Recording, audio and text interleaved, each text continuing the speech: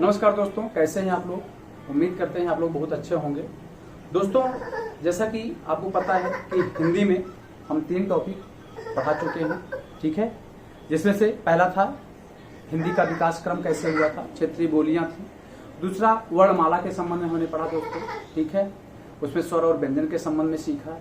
तीसरा दोस्तों हमने देखा कि विराम चिन्ह क्या होते हैं, विराम चिन्ह की क्या आवश्यकता पड़ती है और विराम चिन्ह का अर्थ क्या होता है और कितने प्रकार के विराम चिन्ह होते हैं। इन सब को हमने विस्तार से देखा दोस्तों। इसी क्रम में अब हम हिंदी के जो सीरीज चल रहा है दोस्तों परेड बैच में, यह दोस्तों अब हम इसी क्रम में शुरू कर रहे हैं संधि, जो कि हर परीक्षा में इसकी महत्वपूर्ण भूमिका होती है दोस्तों। तो अब हम संधि पर चर्चा करेंगे कि संधि होता है क्या। संधि का मतलब आपको पता ही है दोस्तों। संधि का मतलब होता है कि एक तरीके से अगर हिंदी से बाहर चले तो उसका मतलब होता है जोड़, ठीक है। किसी वस्तु या किसी अन्य चीजों को जोड़ना संधि कहलाता है। किंतु हम हिंदी पढ़ रहे हैं, व्याकरण पढ़ रहे हैं, हिंदी व्याकरण पढ़ रहे हैं, तो हिंदी में यदि हम बात करते हैं कि जो संधि का मतलब होता है दोस्तों, तो संधि का जो मतलब हो जाता है दोस्तों, क्या होता है, 2 वर्णों के मेल से उत्पन्न होने वाला विकार, ठीक है दोस्तों। 2 वर्णों के मेल से जो विकार उत्पन्न होता है उसे हम क्या कहते हैं, संधि कहते हैं दोस्तों, ठीक है। विकार का मतलब परिवर्तन होता है जो, ठीक है। जैसे हम किसी भी शब्द को यदि हम उसको ब्रेक करते हैं, तोड़ते हैं, ठीक है दोस्तों, और किसी 2 शब्दों को, किसी 2 वर्ड को हम जोड़ते हैं दोस्तों, तो उसके बाद जो शब्द बनता है, जो विकार एक उत्पन्न होता है, उसको क्या कहते हैं दोस्तों, हम संधि कहते हैं, ठीक है। जैसे हम क्या कह रहे हैं आपको, 2 वर्णों के मिलन से, ठीक है, जो विकार उत्पन्न होता है उसे क्या कहते हैं, संधि कहते हैं। जैसे मान लीजिए विद्या धन आलय, ठीक है, विद्या धन आलय। अब देखिए विद्या और आलय ये दोनों शब्द क्या हो रहे हैं, दोनों शब्दों का मेल हो रहा है दोस्तों, ठीक है। और शब्द क्या है, वर्णों का समूह, आपको पता ही है, ठीक है दोस्तों। तो ये जो वर्ड मिल रहे हैं, अब इनके बाद जो विकार इसमें उत्पन्न होगा, कहने का मतलब विद्या और आलय, विद्या का मतलब आप जानते हैं शिक्षा होती है, ज्ञान होता है, ठीक है। आलय का मतलब क्या होता है दोस्तों, घर होता है, ठीक है, निकेत होता है। तो विद्या धन आलय जब इन दोनों को जोड़ते हैं तो विकार क्या उत्पन्न हो रहा है दोस्तों, क्या बन जा रहा है, विद्यालय बन जा रहा है, ठीक है दोस्तों।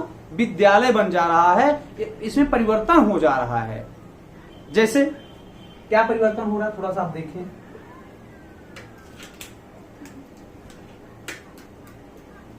क्या परिवर्तन हो जा रहा है दोस्तों, आप देखें इसको,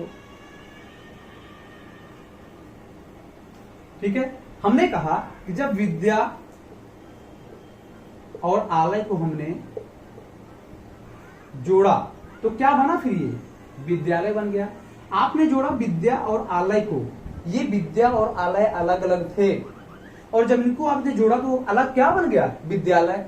क्यों, आप यहां पर देख रहे हैं, यहां आ था, बड़ा आ, क्या यहाँ है, नहीं है, लेकिन वो छिपा है। कैसे है उसको हम बताने वाले हैं। अभी हम आपको परिभाषा बता रहे हैं कि जब 2 वर्णों के मेल से या 2 शब्दों के मेल से जो उसमें विकार उत्पन्न होता है उसे हम क्या कहते हैं दोस्तों, संधि कहते हैं। विकार का मतलब परिवर्तन होता है, ठीक है। तो ये चीज आपने देखा कि इसकी परिभाषा के रिगार्डिंग जो हम बता रहे हैं वो क्या है, ठीक है दोस्तों। अब हम आगे बात करते हैं जो अगला पॉइंट है दोस्तों। संधि में जितना आपको यहां बताया जा रहा है वो परीक्षा की दृष्टि से बहुत ही महत्वपूर्ण है, ठीक है। और परीक्षा से, इससे बाहर परीक्षा में एक भी प्रश्न नहीं आने वाला है। चलिए अब ध्यान दीजिएगा दोस्तों, हमने आपको परिभाषा बताया कि 2 शब्द जब आपस में मेल होते हैं, उनके बाद मिलते हैं, उसके बाद जो विकार उत्पन्न होता है, ध्यान दीजिए, मतलब उसमें बदलाव होता है, तो उसे क्या कहते हैं, संधि कहते हैं। लेकिन कभी कभी ऐसे भी शब्द मिल जाते हैं दोस्तों, कभी कभी ऐसे भी शब्द मिल जाते हैं जिनको मिलने से कोई विकार परिवर्तन नहीं, कोई विकार उसमें नहीं होता है, मीन्स उसमें कोई परिवर्तन नहीं होता है, तो उसे क्या संधि कहेंगे। इसका मतलब उसमें संधि होता ही नहीं है, ध्यान दीजिएगा, ठीक है। फिर से एक बार हम आपको बता दें कि ऐसे शब्दों के मेल से जिनमें विकार होता ही नहीं है उसमें संधि नहीं होता है दोस्तों। जैसे आपको लिखवा दें प्रातः काल, प्रातः काल, ध्यान दीजिएगा, प्रातः धन काल। ठीक है दोस्तों, प्रातः काल, ध्यान दीजिएगा। अब ये दोनोन क्या है, शब्द अलग अलग शब्द हैं, ठीक है, अलग अलग वर्ण हैं, अलग अलग वर्णों से शब्द बने हुए हैं। अब इन दोनों को हम जोड़ रहे हैं दोस्तों, तो ये क्या बन जा रहा है, प्रातः काल, प्रातः काल। अब आप देख रहे हैं क्या इसमें कोई परिवर्तन हुआ है, इन दोनों में कोई परिवर्तन हुआ है? आप देख रहे हैं नहीं हुआ है। हमने आपको परिभाषा क्या लिखाया है कि जब दो शब्दों के मेल से कोई विकार उत्पन्न होता है तभी वह क्या होते हैं, संधि होते हैं। और जब दो शब्दों के मेल से कोई विकार ही नहीं उत्पन्न हो रहा है तो वो संधि नहीं हो सकते हैं। इसका मतलब प्रातः काल में संधि नहीं है। लेकिन ध्यान दीजिएगा दोस्तों, आप कई किताबों में पाते हैं कि प्रातः काल में संधि लिखा रहता है, लेकिन वह परीक्षा में कभी पूछा नहीं जाएगा। ठीक है दोस्तों, प्रातः काल में संधि होता ही नहीं है, ठीक है, क्योंकि इसमें विकार उत्पन्न ही नहीं हो रहा है। और साथ साथ में आप यदि बात करें अंतः काल, अंतः काल, ठीक है दोस्तों, तो ये भी आप जोड़ते हैं तो ये क्या हो जाता है, अंतः काल। क्या हो जाता है दोस्तों, अंतः काल। ठीक है, तो इन दोनों में कोई संधि नहीं है। ठीक है दोस्तों, इन दोनों में कोई संधि नहीं है, क्योंकि इनको जब हम दो शब्दों का मेल होता है तो इसमें कोई परिवर्तन नहीं होता है, कोई विकार उत्पन्न नहीं होता है, इसलिए यह संधि, इसमें संधि नहीं है। ठीक है दोस्तों, आगे हम चलते हैं। दोस्तों ध्यान दीजिएगा, जब हम संधि को पढ़ते हैं, जब दो शब्दों का मेल होता है, ध्यान दीजिएगा, तो पहला शब्द का जो अंतिम वर्ड होता है, ध्यान दीजिए हम क्या बता रहे हैं। आप वर्ड जाकर के अगर आप वर्ड का वीडियो, वर्णमाला का वीडियो आप नहीं देखे हैं तो आज आप उसको जाकर आप जरूर देख लीजिएगा।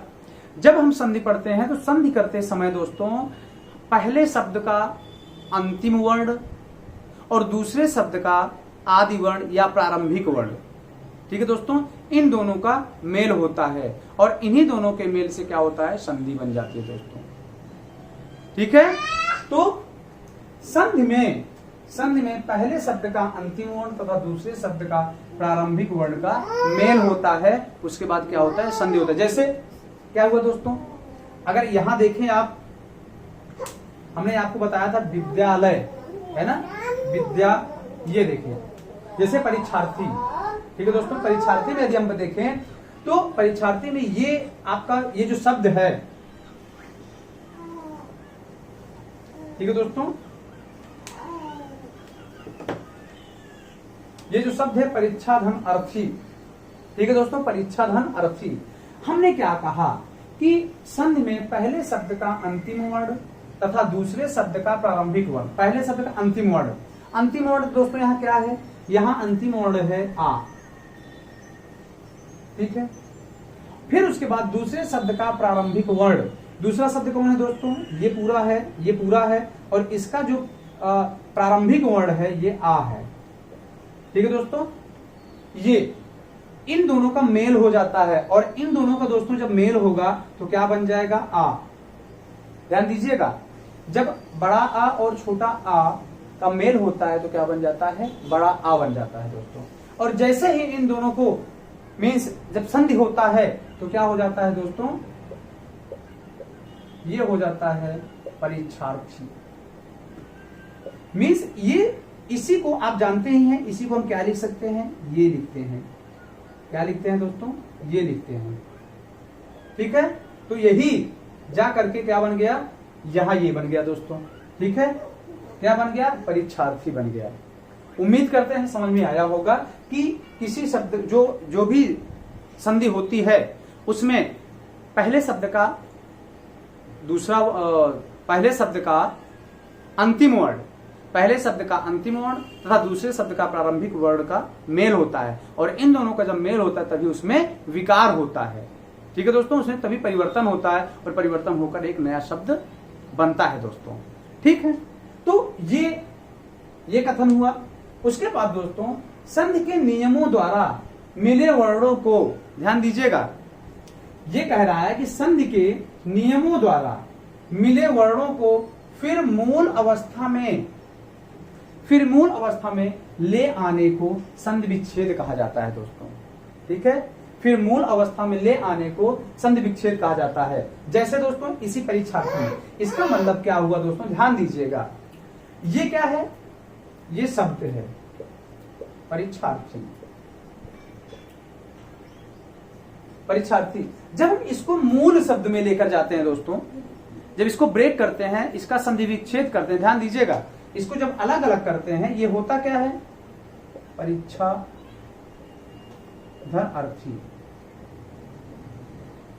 ठीक है दोस्तों, जब हम इसको ब्रेक करते हैं दोस्तों, तो इसका जो मूल शब्द होता है यह अपनी मूल अवस्था में आ जाते हैं। जब मूल अवस्था में आ जाते हैं, जैसे ये परीक्षार्थी, परीक्षार्थी का मतलब क्या हो गया दोस्तों, परीक्षार्थी का मतलब जो परीक्षा देने वाले हैं। ठीक है दोस्तों, उसके बाद जब इसको ब्रेक किया गया तो ये बन गया परीक्षा और अर्थी। ठीक है दोस्तों, ये अपने मूल शब्द में आ गए। जब ये अपने मूल शब्द में आ गए तो इसी को कहते हैं दोस्तों संधि विच्छेद कहते हैं। क्या कहते हैं, इसी को संधि विच्छेद कहते हैं। और जब इन दोनों को जोड़ते हैं, इन दोनों को एक करते हैं, इन दोनों का मेल होता है तो उसे संधि कहा जाता है। ये आप अंतर जरूर रखिएगा दोस्तों, संधि और संधि विच्छेद में क्या अंतर है। ठीक है दोस्तों, जिस शब्द को ब्रेक किया जाता है, ठीक है दोस्तों, उसे संधि कहा जाता है। मीन्स जब दो वर्णों को मेल हो जाता है, उसके बाद नया जब बनता है तो उसको क्या कहा जाता है, संधि। और जब एक ही शब्द को ब्रेक किया जाता है उसे क्या कहा जाता है दोस्तों, संधि विच्छेद। मतलब जब उसको तोड़ा जाता है, ठीक है, शब्दों को अलग अलग किया जाता है, उनके मूल शब्द के रूप में किया जाता है तो उसे क्या कहा जाता है, संधि कहा जाता है दोस्तों। ठीक है, चलिए आगे हम बात करते हैं दोस्तों।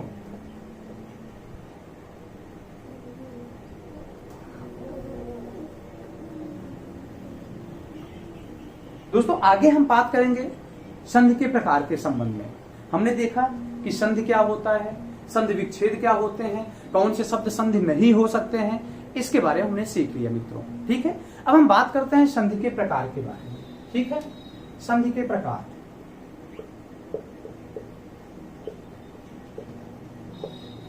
संधि के प्रकार के बारे में दोस्तों हम बात करेंगे। ठीक है, संधि के प्रकार के संबंध में हम बात करेंगे। संधि के प्रकार, संधि वास्तव में 3 प्रकार का होता है दोस्तों। ठीक है, संधि 3 प्रकार का होता है। एक स्वर संधि होता है, ठीक है, एक व्यंजन संधि होता है और तीसरा होता है विसर्ग संधि। ठीक है दोस्तों, स्वर संधि, अगर हम स्वर संधि के बारे में बात करें, ध्यान दीजिएगा दोस्तों, स्वर संधि के बारे में हमने संधि के बारे में क्या पढ़ा दोस्तों, संधि के बारे में ये पढ़ा कि जब दो वर्णों का मेल, जब दो वर्णों के जो समीपवर्ती मेल होते हैं, दो वर्णों के मेल से जो विकार उत्पन्न होता है उसे हम क्या कहते हैं, संधि कहते हैं। ठीक है, हमने ये भी पढ़ा कि जो वर्ण होते हैं, जैसे जब शब्द संधि करते समय जो पहला शब्द होता है, ध्यान दीजिएगा, जो पहला शब्द होता है उसका अंतिम वर्ण, ध्यान दीजिएगा, पहले शब्द का अंतिम वर्ण और दूसरे शब्द का प्रारंभिक वर्ण के मेल से क्या होता है, संधि बनता है, संधि होता है। ठीक है, तो ध्यान दीजिएगा, स्वर संधि में, स्वर संधि में पहले शब्द, ध्यान दीजिए, ऐसे शब्द, ठीक है दोस्तों, ऐसे शब्द जिसका अंतिम वर्ण भी स्वर हो और दूसरे शब्द का, ध्यान दीजिए, पहले शब्द का अंतिम वर्ण भी स्वर हो और दूसरे शब्द का प्रारंभिक वर्ण भी स्वर हो, उसे स्वर संधि कहा जाता है दोस्तों। समझ में आया कैसे? जैसे हम बात करें, स्वर संधि की बात कर रहे हैं दोस्तों, पहले हम संधि के प्रकार के बारे में बात करें। संधि का जो संधि का प्रकार होता है दोस्तों, क्या होता है, पहला होता है स्वर संधि, ठीक है, दूसरा क्या होता है दोस्तों, दूसरा होता है व्यंजन संधि,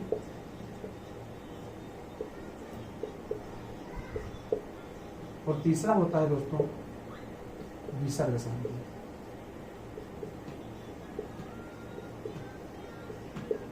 ठीक है, विसर्ग संधि। अब हम इसके अलग अलग टाइप्स में बात करेंगे। ठीक है, प्रश्न आता है कि संधि कितने प्रकार की होती है, संधि 3 प्रकार के होते हैं। ठीक है दोस्तों, संधि 3 प्रकार के होते हैं। पहला होता है स्वर संधि, दूसरा होता है व्यंजन संधि और तीसरा होता है विसर्ग संधि। ठीक है, तो हम सबसे पहले स्वर संधि के बारे में पढ़ेंगे। ठीक है, सबसे पहले स्वर संधि के बारे में पढ़ेंगे। ठीक है, आइए हम स्वर संधि के बारे में पढ़ते हैं दोस्तों।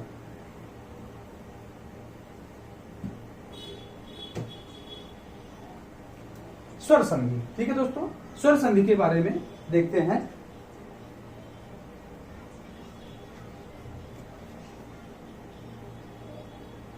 स्वर संधि के बारे में बात करते हैं दोस्तों।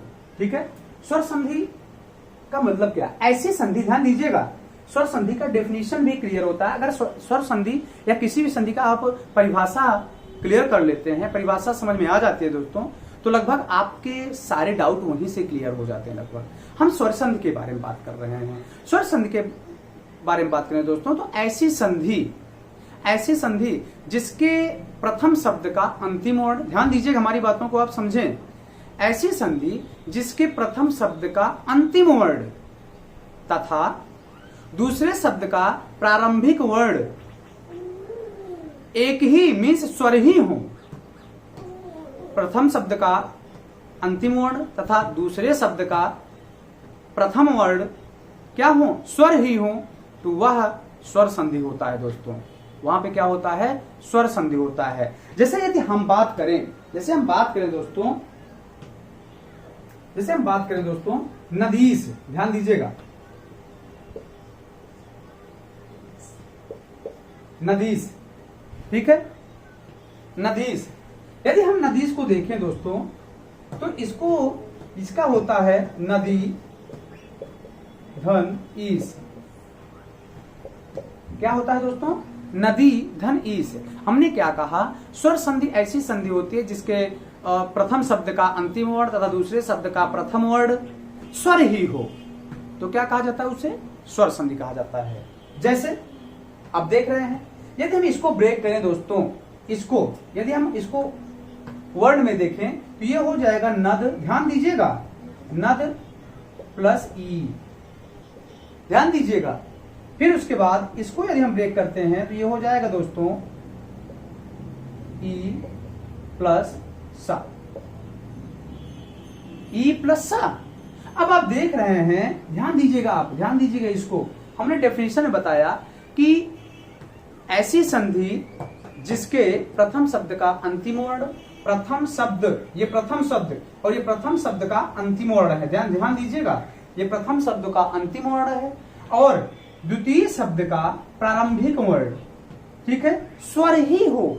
स्वर का मतलब ऐसा नहीं कि समान ही हो, स्वर ही हो सकता है ये बड़ी ई है, ये आ भी हो सकता था, ये छोटी ई भी हो सकता था, ये ऊ भी एक हो सकता था, एक दूसरा हो सकता था, समान भी हो सकते थे, ठीक है, इसमें कोई प्रॉब्लम नहीं है, ठीक है दोस्तों। तो अब जब ये दोनों स्वर ही हैं, इसका मतलब यह जो संधि होने वाली है, यह कौन सी संधि होगी दोस्तों? स्वर संधि होगी, स्वर संधि, ठीक है दोस्तों। तो ये आपकी स्वर संधि की परिभाषा हुई दोस्तों, ठीक है। अब हम बात करते, ये तो स्वर संधि हो गई, अब हम स्वर संधि के प्रकार के बारे में पढ़ते हैं दोस्तों, ठीक है। स्वर संधि के प्रकार के बारे में पढ़ते हैं।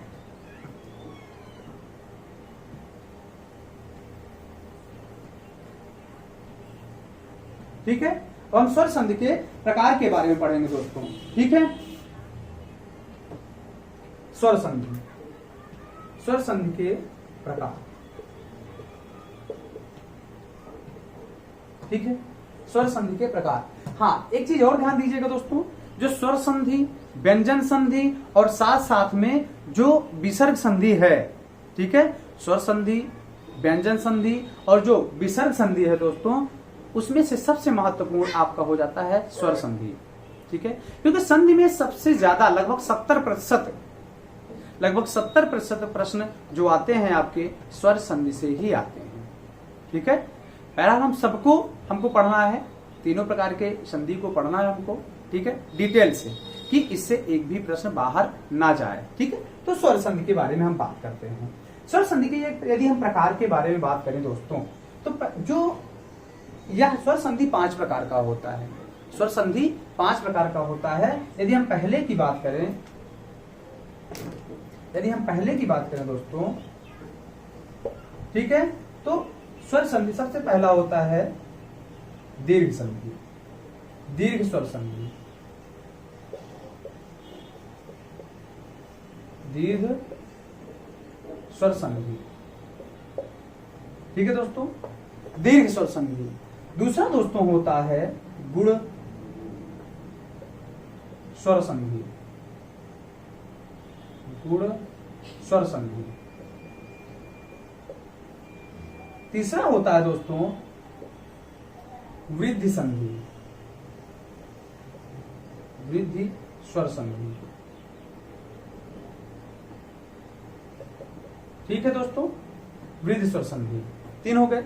चौथा हो जाता है दोस्तों यड़ संधि,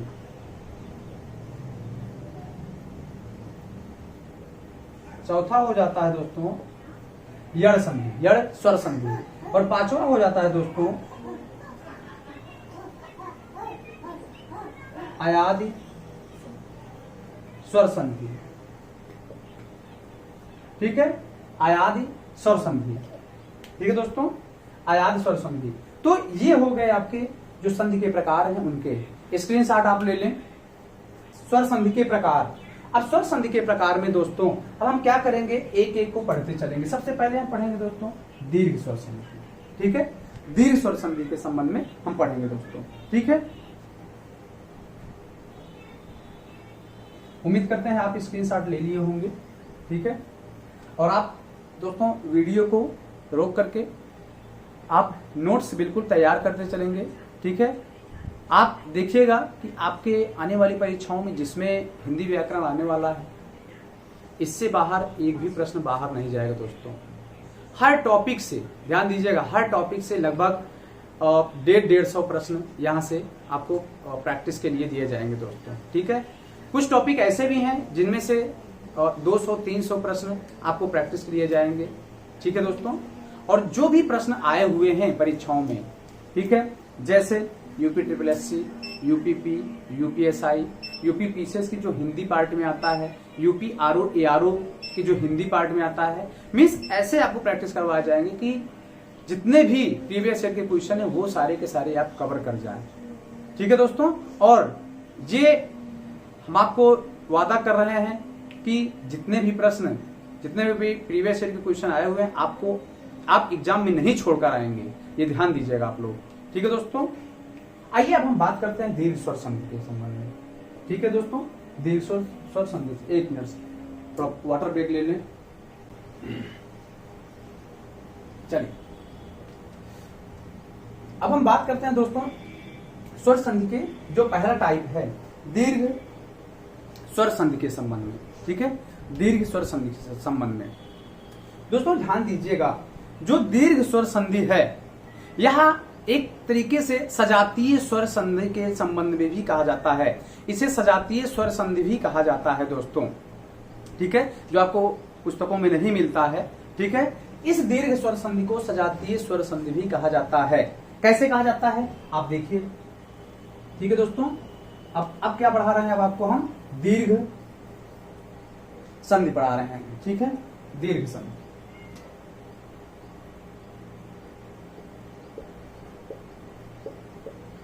दीर्घ स्वर संधि,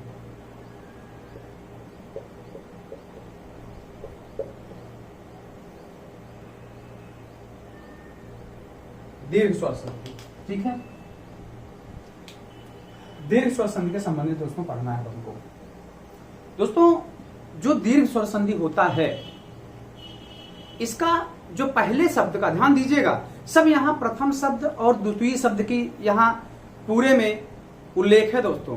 यहां दोस्तों क्या होता है, प्रथम शब्द का लघु, ध्यान दीजिए, ऐसा संधि जिसमें प्रथम शब्द का अंतिम वर्ड, जिसमें प्रथम शब्द का अंतिम वर्ड लघु या दीर्घ हो।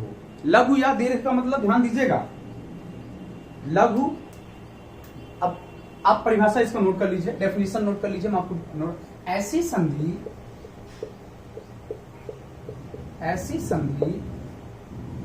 ऐसी संधि जिसके प्रथम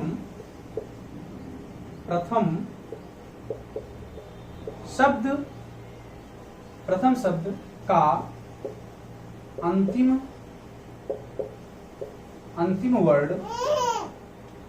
वर्ड लघु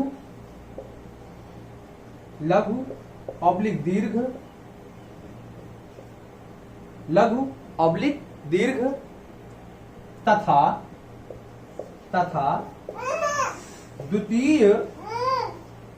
द्वितीय शब्द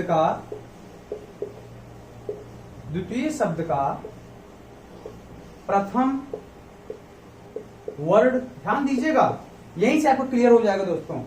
द्वितीय शब्द का प्रथम वर्ड लघु ऑब्लिक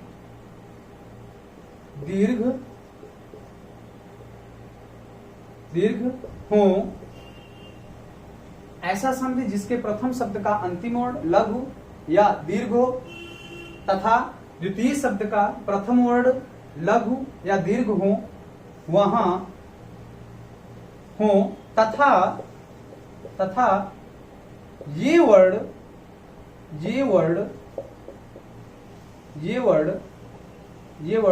सजातीय हो,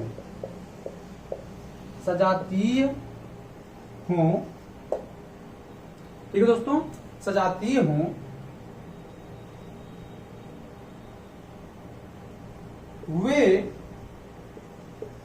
वे शब्द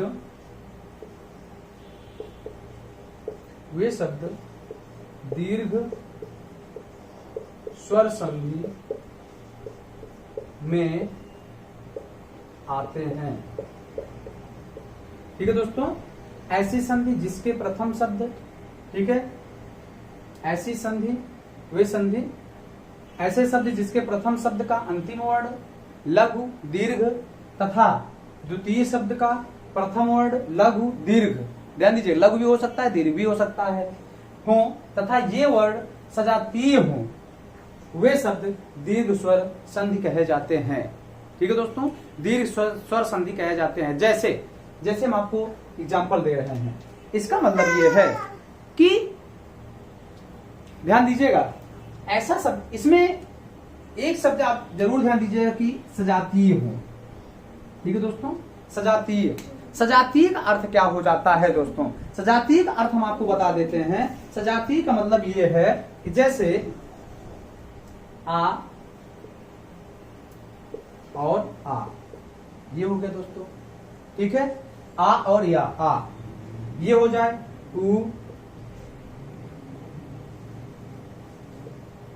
या उ, ठीक है दोस्तों, ये सजातीय है। ई मीन्स जब ऐसा शब्द जो ब्रेक किया जाएगा दोस्तों, ऐसा शब्द जो ब्रेक किया जाएगा, वहां एक शब्द में, मीन्स पहले शब्द में मान लीजिए ये आ हो गया और द्वितीय शब्द में ये वाला आ हो गया। ठीक है दोस्तों, तो ये क्या होंगे? सजातीय होंगे, ये सजातीय। और जब सजातीय हो गए तो वहां 100% दीर्घ स्वर संधि होगा दोस्तों। दीर्घ स्वर संधि में आपको ये कभी नहीं मिलेगा कि आ प्लस उ, ठीक है दोस्तों, ई प्लस उ, ये आपको बिल्कुल नहीं मिलने वाला है, ध्यान दीजिएगा, ये आपको कभी नहीं मिलेगा। ठीक है, दीर्घ स्वर संधि में जो स्वर होंगे वो हमेशा सजातीय किस्म के होंगे, ये आपको नोट करके रखना है दोस्तों। ठीक है, और सजातीय हमने वर्ण माला में भी आपको सजातीय जो स्वर होते हैं, ठीक है, उसके साथ साथ जो सजातीय व्यंजन होते हैं हमने उसको आपको बताया है। ठीक है, सजातीय व्यंजन नहीं, सजातीय स्वर के बारे में हमने आपको बताया है दोस्तों, तो आप उस वीडियो में भी जाकर देख लीजिएगा। और यहाँ भी हम आपको एक बार फिर से रिमाइंड कर दे रहे हैं, रिकॉल कर दे रहे हैं कि जो सजातीय स्वर है वास्तव में कौन कौन से हैं। सजातीय स्वर यही है, आ को ऊ से करेंगे तो ये सजातीय नहीं, ये विजातीय हो जाएंगे। ध्यान दीजिएगा, आ और आ ये सजातीय हो गए, उ और उ ये सजातीय हो गए, ई और ई ये सजातीय हो गए। अगर यदि हम पूरे की बात करें, ये पूरे के पूरे क्या है? सजातीय स्वर हैं। और हमने आपको दीर्घ स्वर संधि में डेफिनेशन बता दिया कि ऐसे संधि जिसका प्रथम शब्द का अंतिम वर्ण तथा दूसरे शब्द का प्रारंभिक वर्ण सजातीय हो, ठीक है, सजातीय हो, लघु हो, दीर्घ हो, उससे नहीं मतलब रखता, वो सजातीय हो और सजातीय होंगे तो क्या हो जाएगा, वह दीर्घ स्वर संधि हो जाएगा। ठीक है दोस्तों, जैसे दीर्घ स्वर संधि में हम जैसे बात करते हैं, आपको देखिए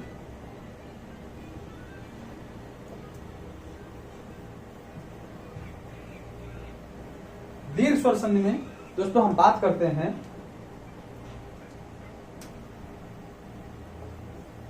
जैसे आप ध्यान दीजिएगा, आ प्लस आ, ये क्या होता है दोस्तों, आ, ठीक है। अब उसके बाद आ प्लस आ, ये भी क्या होता है, आ प्लस आ, ये क्या होता है, आ। ध्यान दीजिए दोस्तों, आ प्लस आ, ये बराबर क्या होता है दोस्तों, आ, ठीक है।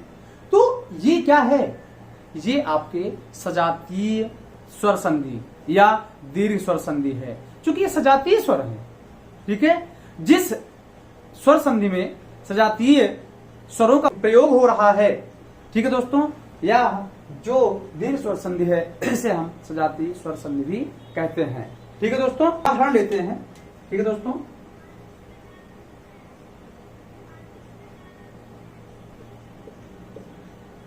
उदाहरण, ठीक है दोस्तों।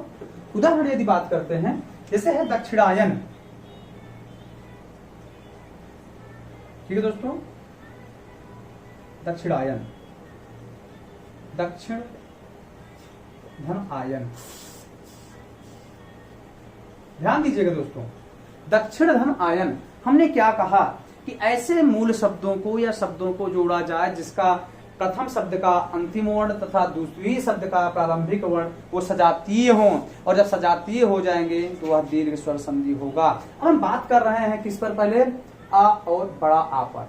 आप ध्यान दीजिएगा, यदि इस जो प्रथम शब्द है इसको आप अलग करें, प्रथम शब्द का अलग, जो अगला जो मीन्स अंतिम वर्ण है उसको अलग करें, ये हो जाता है दोस्तों दक्षिण, हल लगता है, ठीक है, हल, और प्लस क्या हो जाता है, आ। जब इसमें हल लगाते हैं तो क्या हो जाता है दोस्तों, जो इसका स्वर है वह अलग हो जाता है, और प्लस इस वाले में आ धन यन। ध्यान दीजिएगा दोस्तों, अब आप देख रहे हैं जो परिभाषा कह रहा है उसको आप समझिए, ठीक है। आपको रटने की जरूरत नहीं है, संधि ऐसा टॉपिक है जो कि रटने की जरूरत नहीं है दोस्तों। आप प्रैक्टिस जितना करते हैं आपको उतना कंप्लीट रहता है, ठीक है। हाँ, अब क्या है दोस्तों, अब देख रहे हैं ये जो पोर्शन है, ये जो पोर्शन है, अब यहाँ क्या है, हमने कहा इस डेफिनेशन परिभाषा जो है ये कह रहा है कि दीर्घ स्वर संधि में जो प्रथम शब्द होता है उसका पहले शब्द का अंतिम वर्ण ये है, स्वर है कि नहीं है, वो भी क्या है, स्वर है, लेकिन क्या हम सजातीय कहे थे, और जो दूसरा शब्द है उसका प्रथम शब्द ये क्या है, आ है, और ये दोनों क्या है, सजातीय हैं। हमने आपको बताया कि ये क्या है, सजातीय है, ये सारे के सारे क्या है, सजातीय हैं। और जब सजातीय हो गए तो इसका मतलब क्या हो जाएगा, यह दीर्घ स्वर संधि हो जाएगा। ठीक है दोस्तों, दीर्घ स्वर संधि हो जाएगा। और जब इनको साथ, जब इसको फिर से जोड़ेंगे दोस्तों तो ये क्या हो जाएगा, ध्यान दीजिए, इसको पूरा करने के लिए ये हो जाएगा, ये दोनों मिलकर के, एक बार और देख लीजिए, इसमें दक्षिण, और ये दोनों मिलकर के क्या बन गया दोस्तों, आ बन गया। आपको इसको रटना नहीं है, आप एक बार समझ लीजिए, आपको सब कुछ क्लियर हो जाएगा। ध्यान दीजिए, अब जैसे जैसे हम पढ़ा रहे हैं आप उसी तरीके सिर्फ वीडियो को देखते रहिए और नोट्स बनाते चलिए बस, ठीक। पहले समझिए उसके बाद नोट्स बनाइए दोस्तों, ठीक है।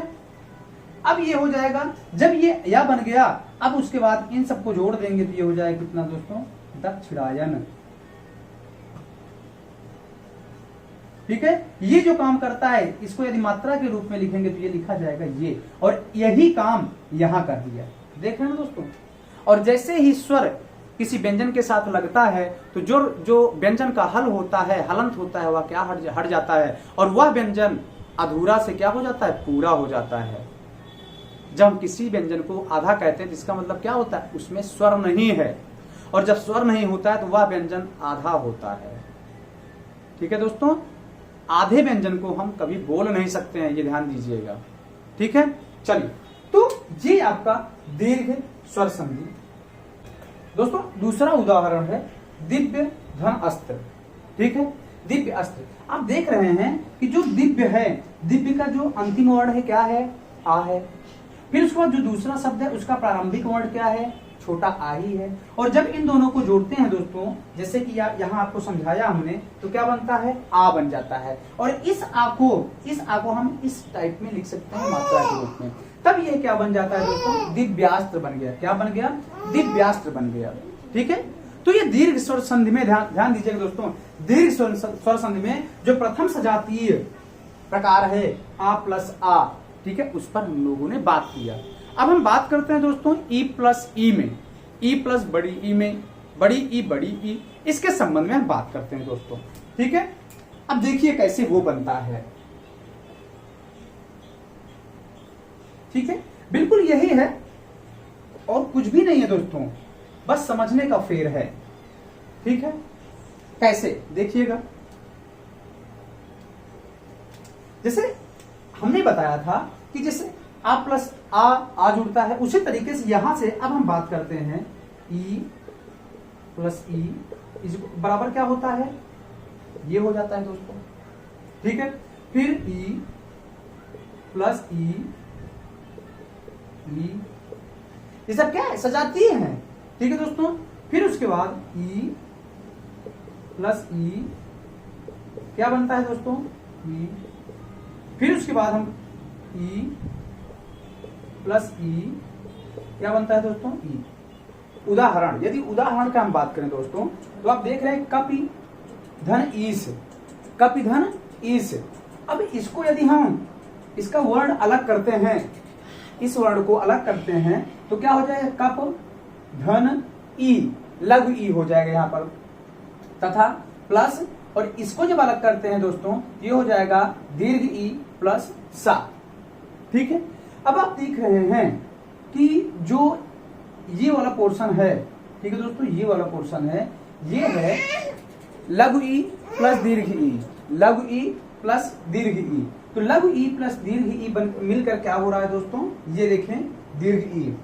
इसका मतलब है कि चाहे लघु ई दीर्घ ई में जोड़ें, या दीर्घ ई लघु ई में जोड़ें, या दीर्घ ई में जोड़ें, दीर्घ ई लघु ई में जोड़ें, ये क्या मिलेगा आपको, दीर्घ ई ही मिलने वाला है दोस्तों। तो आप देख रहे हैं दीर्घ लघु ई और दीर्घ ई दोनों जुड़ करके क्या मिल गया आपको, दीर्घ ई बन गया दोस्तों। ठीक है, अभी जो ये कब अधूरा बना हुआ है, ये जो पा जो वर्ण है यह अधूरा है। ठीक है दोस्तों, यह व्यंजन क्या, अधूरा व्यंजन है। इसको पूरा करने के लिए ये जो है इसके साथ क्या आ जाएगा, मिल जाएगा दोस्तों। ठीक है, तो क्या हो जाएगा, जब जैसे ही मिल जाएगा ये क्या हो जाएगा, कपीस। क्या हो जाएगा दोस्तों, कपीस। और कपि का मतलब आप जानते हैं दोस्तों क्या होता है, बंदर होता है। कपि मतलब क्या होता है, बंदर होता है। और कपि धन ईस जब कपीस हो जाता है तो क्या हो जाता है, मीन्स कपियों की ईस। ठीक है, कपियों में श्रेष्ठ, कपियों के ईस जो होते हैं वो क्या होते हैं, हनुमान। तो इसका मतलब जो कपीस जो हो गया किसका पर्यायवाची है दोस्तों, कपीस है हनुमान जी का पर्यायवाची। और कपि किसका है, बंदर का पर्यायवाची है, ये ध्यान दीजिएगा दोस्तों।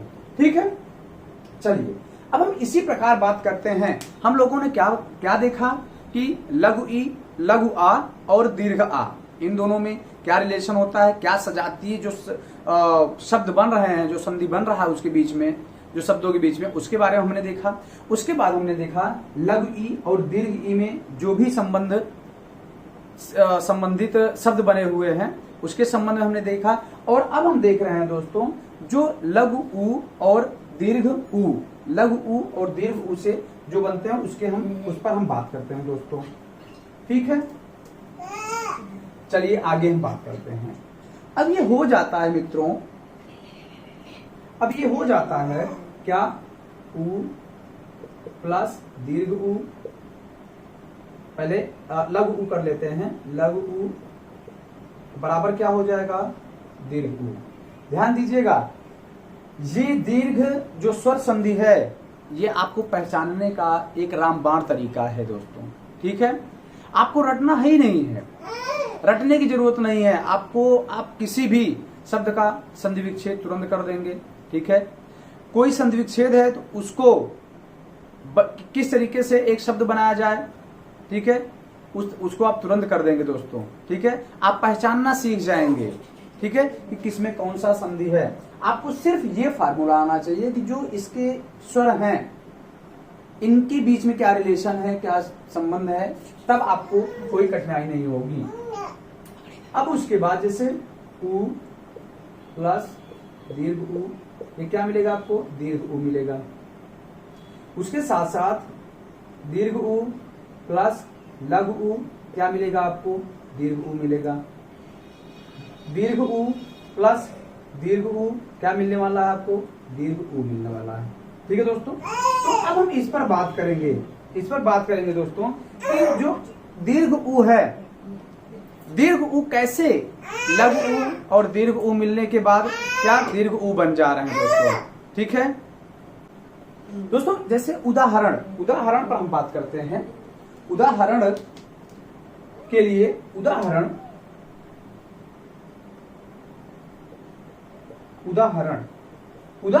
हो जाता है दोस्तों, जैसे विधु